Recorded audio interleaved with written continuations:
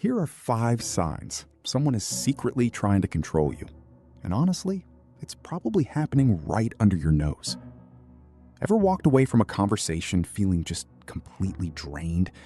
Maybe a bit insulted, but you can't quite put your finger on why? You start second-guessing your own sanity. Well, you didn't imagine it.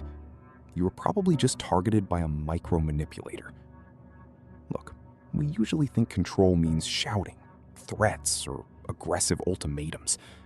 But the most dangerous kind of psychological control? It doesn't look like control at all.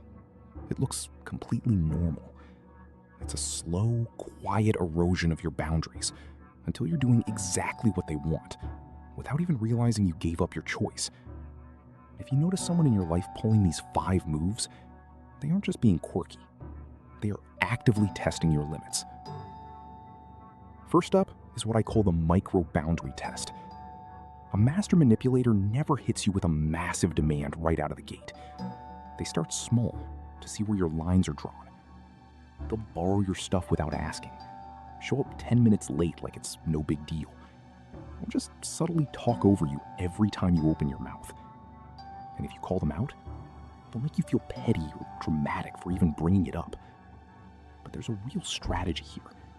If you let the small disrespect slide, their brain registers that you'll eventually tolerate a bigger one.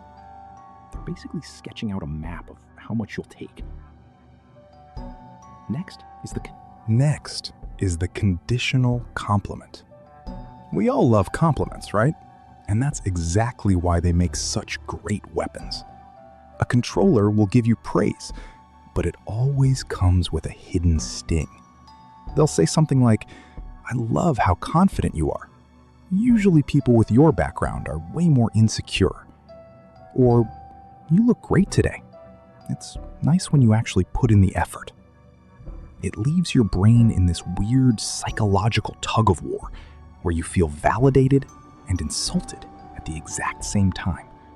It keeps you hooked, constantly chasing their approval just to get a clean, normal compliment next time.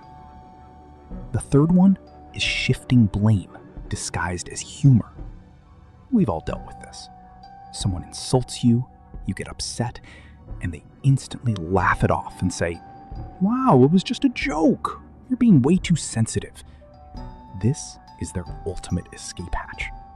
By wrapping a jab or a controlling comment in a joke, they shift the problem onto you. Now you're the bad guy for lacking a sense of humor. It lets them say exactly what they mean, knock your self-esteem down a peg, and completely dodge accountability, all in one breath. Then there's strategic forgetfulness. Look, we all forget things, but manipulators turn forgetfulness into a weapon against your time and energy. They'll conveniently forget to do that one important favor you asked for. Forget a boundary you explicitly set last week, or forget a promise they made. And when you get frustrated, they flip the script. They'll tell you you're being unreasonable or keeping a scorecard. This forces you to stop relying on them altogether, leaving you to do all the heavy lifting and overcompensating in the relationship. Finally, the most dangerous controllers mask their manipulation as deep, caring concern. This is the helpful critic. They don't give you orders.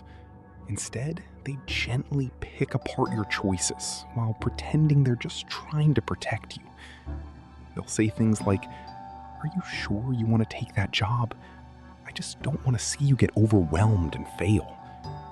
Or, "That friend seems a bit toxic. I really think you should stop seeing them, for your own good." Because they frame it as love, it feels impossible to defend yourself without looking ungrateful.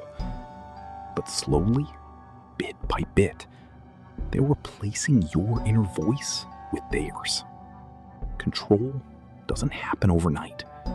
It's a slow burn. It's a million tiny concessions until you wake up one day and realize you don't even recognize the rules of your own life anymore. So take a close look at the people around you. Are they actually actually respecting your boundaries? Or are they just testing how far they can bend you before you break? If you want to protect your peace and spot these hidden tactics before it's too late, hit that subscribe button. This is Mind After Dark, and I'll catch you in the next one.